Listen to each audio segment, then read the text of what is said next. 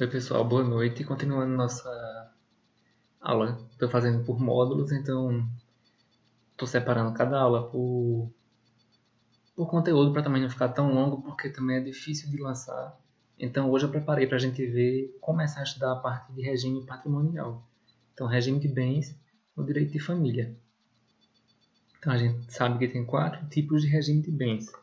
Então hoje a gente vai ver os aspectos introdutórios, pois aqui o quadro não fica invertido, então vai dar para vocês copiar. Eu achei que ficava invertido, mas não, só é a minha imagem que fica invertida. Então, a gente vai ver a introduçãozinha de regime de bens, a questão do pacto antinupcial, e vamos começar hoje somente com o regime da comunhão parcial, que é o regime legal. Certo? Por que regime legal? Porque se a gente não escolher, não fizer a escritura pública para escolher o nosso regime de bens, se a gente não fizer o pacto antinupcial, que é feito por intermédio de uma escritura pública, o nosso regime de bens vai ser o regime da comunhão parcial. Então, vocês pausam aí um pouquinho o vídeo, dá para copiar aqui o quadro da aula de hoje. Então, fazendo parecido com o que a gente tem em nossas aulas presenciais. Então, vê só. Onde é que começa a disposição no Código Civil sobre o regime de bens? Começa no artigo 1639. Então, o artigo 1639 vem lá, o título é o título 2 do direito de família, que é justamente essa questão do direito patrimonial. Eu estou olhando aqui para baixo para poder pegar o Código Civil que está aqui no meu celular.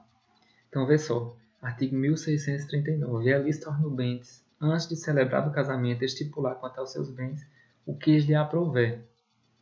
Então, parágrafo 1º. O regime de bens entre os cônjuges começa a vigorar desde a data do casamento. Então, até antes de casar, você faz o que quiser com seu patrimônio. Depois de casar, a depender do seu regime de bens, você vai ficar aí mais blindado ou menos blindado para usar seu patrimônio. Artigo 1640 é justamente o que impõe o regime da comunhão parcial como sendo o regime legal. Então ele fala, não havendo convenção, ou sendo ela nula ou ineficaz, vigorará quanto aos bens entre os cônjuges o regime da comunhão parcial. Então é o regime legal.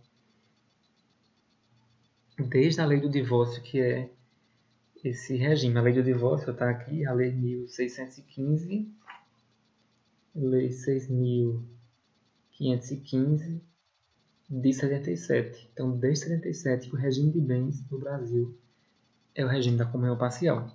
Antigamente, nossos avós, eu digo nossos avós, depende da idade de cada um, então, o regime de bens na época dos nossos avós era da comunhão universal. A gente vai estudar nas próximas aulas. Hoje vamos nos ater somente essa questão do pacto antinupcial e o regime da comunhão parcial. Então, parágrafo único do artigo 1640. Poderão os nubentes, no processo de habilitação, optar por qualquer dos regimes que este código regula. Então, você escolhe o regime que você quiser, entre os 4 regimes que a gente tem. Certo? Comunhão parcial, comunhão total de bens, separação de bens e participação final nos aquestos. Você pode escolher qualquer um dos 4. Em regra, tem algumas pessoas que não podem. Já a gente vê isso. Então, poderão os nubentes, no processo de habilitação, optar por qualquer dos regimes que este código regula. Quanto à forma, reduzir-se-á a termo a opção pela comunhão parcial, fazendo-se o pacto antinupcial por escritura pública nas demais escolhas. Então, quer outro regime que não a comunhão parcial, tem que fazer a escritura pública e fazer esse pacto antinupcial. Vê só, existem alguns limites para esse pacto antinupcial. Então, o pacto antinupcial ele não pode dispor contra a lei, evidentemente. Então, a lei a gente tem autonomia da vontade para fazer esse pacto, mas, logicamente, a gente não pode dispor em sentido contrário à lei. Então, por exemplo, seria inválida uma cláusula de renúncia de alimentos, por exemplo. Então, o cônjuge não pode, antecipadamente ao casamento, dizer, em havendo divórcio, eu dispenso o meu direito de alimentos. Outra questão, a gente viu ontem que hoje, para o Código Civil de 2002, quem exerce o poder familiar é o marido e a mulher. No Código passado era somente o marido, era o homem. Então, você não pode colocar no seu pacto nupcial que vai ser somente a mulher quem vai dirigir o poder familiar ou só o homem. Então, o pacto nupcial lhe dá plena liberdade para você dispor o que você quiser, como você quiser, contanto que você não contrarie algum dispositivo legal, tanto que você não vá contra o ordenamento.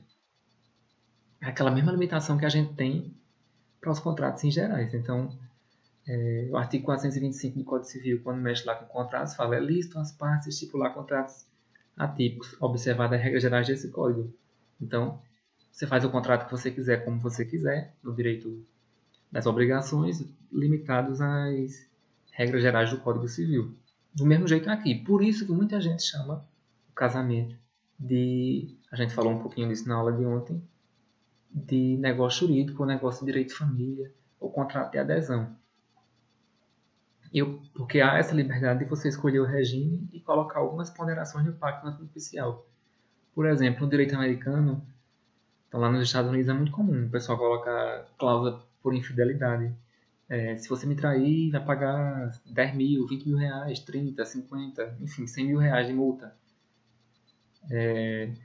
Lá no direito americano, até a quantidade de relações sexuais o pessoal coloca no pacto. Então, eu quero relações 3 vezes por semana, 2.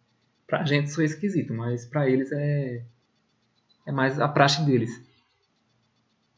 Então, por isso que muita gente considera o casamento como sendo um negócio jurídico de direito de família, como diz Maria Berenice Dias. Eu, particularmente, me filio ao entendimento de Euclides Donizete. Para mim, é ato jurídico, solene, porque todos não, mas uma boa parte dos efeitos do casamento, como a gente viu ontem, já vem determinados na lei.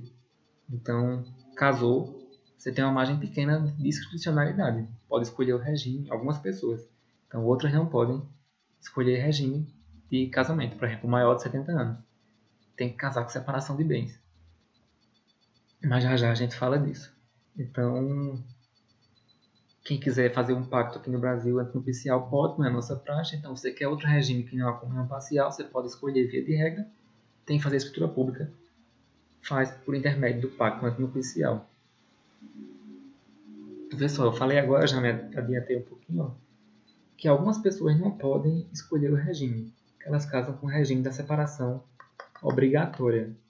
Essa regra vem lá no artigo 1641. Então, o artigo 1641 fala: é obrigatório o regime da separação de bens no casamento. 1. Das pessoas que contraírem com inobservância das causas suspensivas da celebração do casamento. Quais são as causas suspensivas? São aquelas que vêm lá no artigo 1523. É aquele famoso não deve casar. Quer dizer, o código não lhe impede de casar, mas se você casar naquelas situações de 1523 que a gente já estudou, que também são chamadas de causa suspensiva, você casa, mas casa com separação de bens.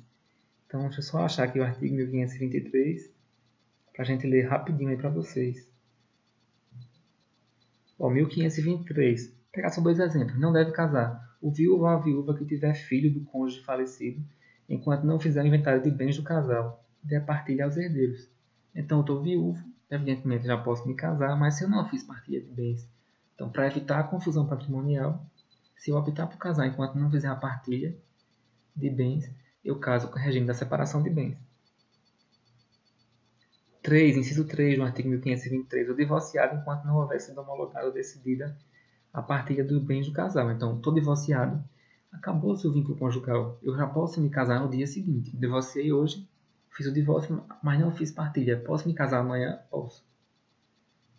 Evidentemente, vai ter que passar aquele período de habilitação para o casamento. Então, estou dizendo casar amanhã, assim, já posso me habilitar para o casamento amanhã? Pode.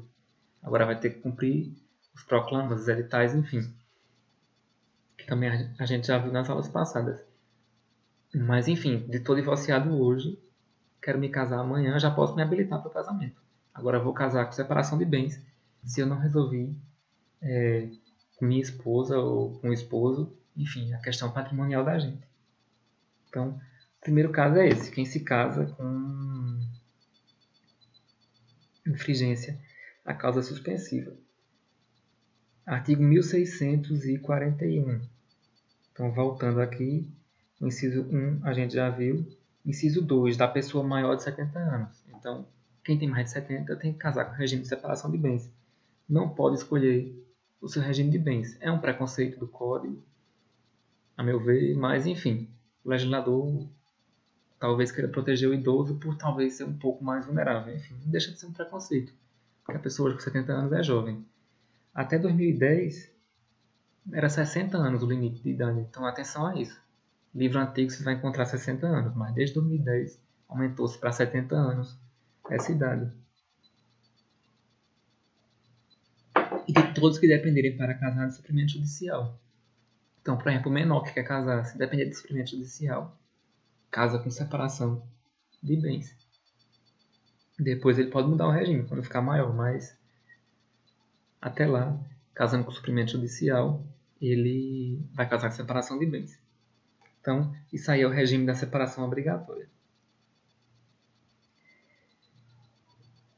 Então, o pacto nupcial é o contrato que você vai fazer em cartório para conseguir escolher seu regime e colocar outras normas dentro do seu casamento.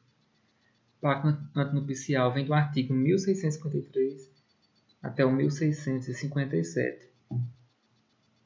Ele fala aqui, então, é negócio jurídico solene. Existem formalidades. Artigo 1653. É nulo o pacto nupcial se não for feito por escritura pública. Então, tem que ser feito por escritura pública. E ineficaz se não lhe seguir o casamento. Então, você faz o pacto nupcial, mas não casa, evidentemente que ele não vai ter eficácia.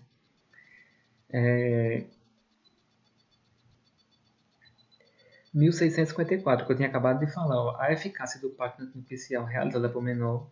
Então, o menor faz um pacto nupcial, ele pode fazer? Pode. Fica condicionada à aprovação do seu representante legal, salvo as hipóteses de regime obrigatório de separação de bens. Então, o menor pode fazer um pacto nupcial? Pode, mas ele não pode escolher o regime dele. Tem que casar com separação de bens. Depois que ele completar a maioridade, aí sim ele pode mudar o regime. Mas ele pode dispor outras coisas no pacto. Então, questão de infidelidade, isso vai estabelecer multa, frequência de relação sexual, o que ele quiser. Só não pode mexer com o regime de bens. E também não pode contrariar a lei vigente. 1655, eu já tinha falado para vocês, é nula a convenção ou cláusula dela que contravém a disposição absoluta de lei. Então, você pode dispor o que quiser no seu pacto nupcial, contanto que você não contrarie a lei vigente.